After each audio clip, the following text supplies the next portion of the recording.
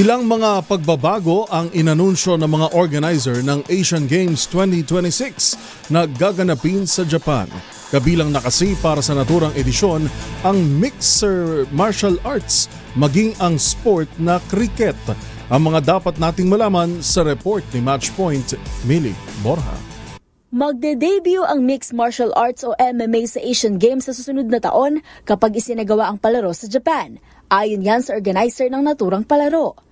Maliban dito, pinahintulutan din ang pagkakasama ng cricket sa Asian Games sa isang formal na pagpupulong na ginanap sa lungsod ng Nagoya nitong Lunes.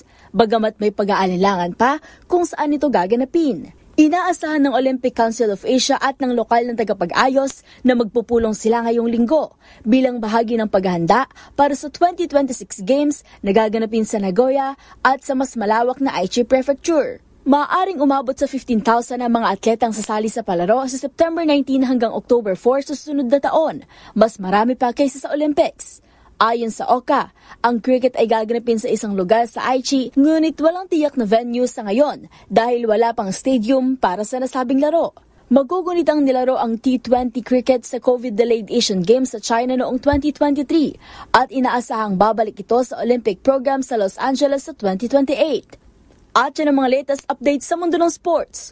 Para sa MBC TV Network News, ito si Millie Borja ng DZRH TV, una sa Pilipinas, una sa Pilipino.